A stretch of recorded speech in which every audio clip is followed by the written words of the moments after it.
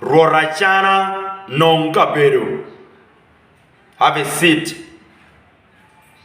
Rorapere nonga bedo. Have a seat. Rorachana ka chel ki joma luba chana wen unonga bedo.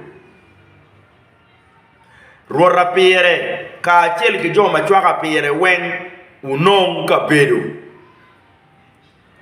Akoro ngatoma matwero bedo referee. Akoro referee go kwe matwero binu ka officiating reconciliation in one factions again. Group ba chana ke group ba pere. Akoro referee go kwe en an pa miro le dit mo won rom mo obin ka nyen wiya kono ni chaka wa yam ma chana gen ka pere ge telle ngunu lingo li tit ki chogi rom muni position muti kere gamete peuti yu kwere me konya Acholi ikarme rangol seni rom wu peuti yu kwere ikare man ma telle ti kina chana kina pere level me kwanwu peuti yu kwere ikare man ma achana gen ka pere kiti ka luwe entro achana gen ka pere kumri chawani gupogo ikarago penny gen wen right what taking any side a jail romo biro right entro pe gen wen wan machala Acholi kar wa kok ni gang mumirki yobi pero metela mumirki roji kiti entro teka ngatomo diere me biro katiyero paju wona Acholi da ko chawo luenyi kum ngato biro katiyero paju la bolle an ikar mu karangi Acholi birka koko non stop until ana malu achako kemme ke joma nywara Acholi achako kemme ke joma yele Acholi ikip metela achako kemme ke joma nywaro majority lu bolkui lu tedero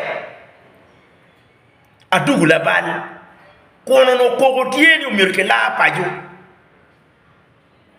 man kuni winyo mogoni hanati diaspora ana beri diaspora lok mo keno mir peke lok kuman te mingi chen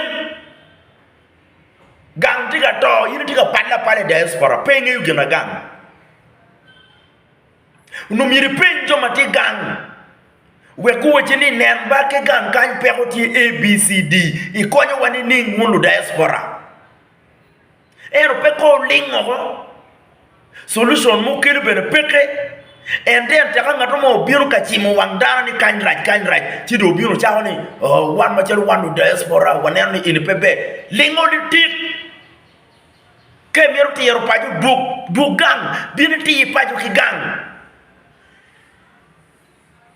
ikarma ana biro peke tukanya ni udo mabo pe goy tuol jomo ken beno pego biyo ni abidugo barana wanya ni abidugo ikarma dugo en joma yang wa do ma bo pe goy tuoli da ku do ko nyeko pingwa duogo o pingwa no opportunity tin aramero chika Acholi ma be da wet miu en ma tika time through rora pere gen ki rora chana ni miu ne ogiko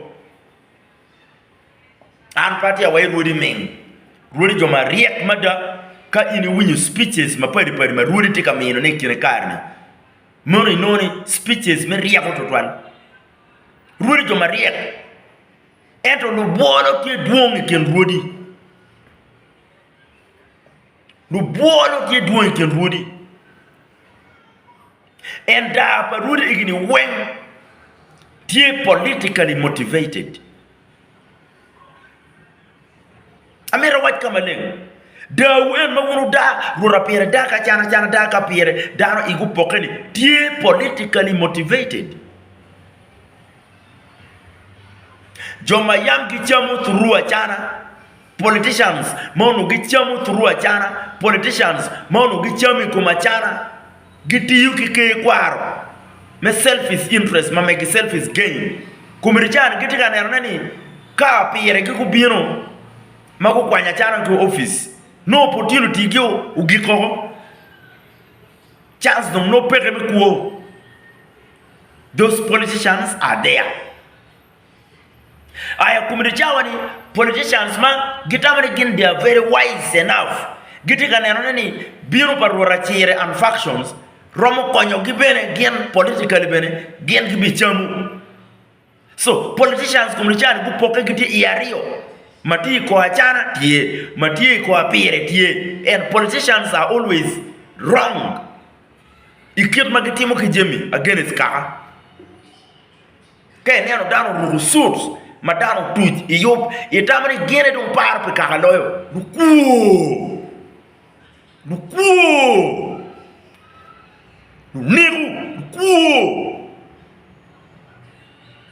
Today I will address you, Rorachana. Tini bin yang mabe, Rora pere. Tini bin yang mabe. Amironi ikina pere gen kachana. Waberu ki ngarachel. Mabidor wi pajo Acholi. Jokpene ana e parti mo gen eroni. Acholi yo mirutim. Ka ye tie. Ugew ye pingo. Lao kumri ku yero megi. Pinyo linga ke lao dadong pere.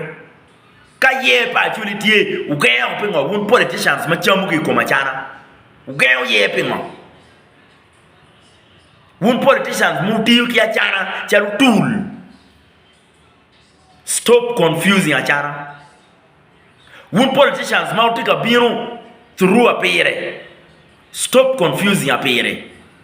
Appear in group, achana in group, winya mabe, tin anatikedu, ye par wudi ti chok, a wini ye ti chok, ento miu dokpol, miu. Lo ba konyo an pa chwa ko ngato mai loboni.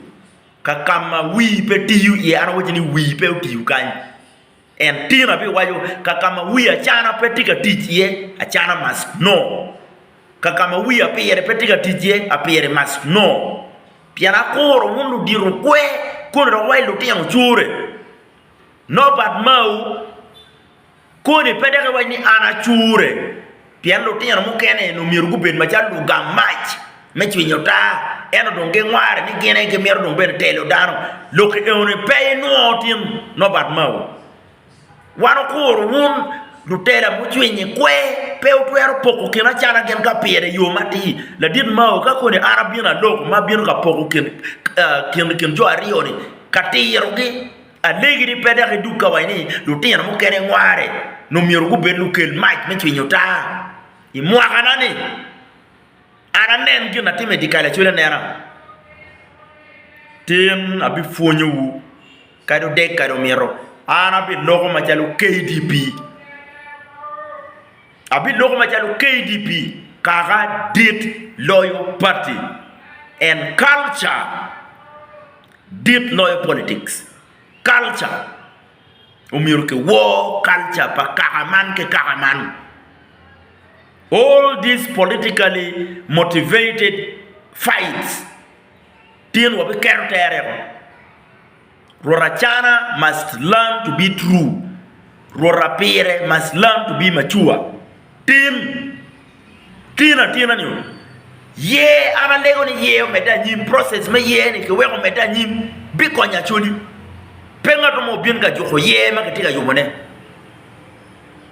politicians mo kana don kumiri go camping o bora chana mo kana go camping bora pere to divide Acholi tino bi nyanga be jomo kana nyiri ana do dugu gangay don pobi logo dum an pa logo ano team paria mo ana du gang do pabi logo kagina right here an pabi logo ye ukora miu pe nyebi Acholi chogi lueng mugo me miu lueng me lano ka Acholi all the time kono tika na mer tienta ke ken ne le mo ma gamena do miu kono 60 million per month ene utika lueng iye a winga rorutia bound rorutia in wano pere kar pa chilil mayamu mako gwen padano tetek rorutia te waini ni rodi mukene go papieli komgi rodi mukene papieli komgi wabe chwale intelligent mako gi ina nga ini dir lo ya chuli rorutia jog bolo ini dir lo ka chuli program pa ka chuli intelligence da tiye Lokmet culture, intelligence dok tiye.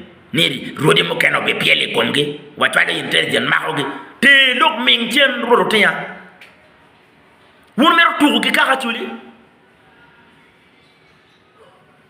Politically motivated fights will be victim. Okora, I'm coming to address you.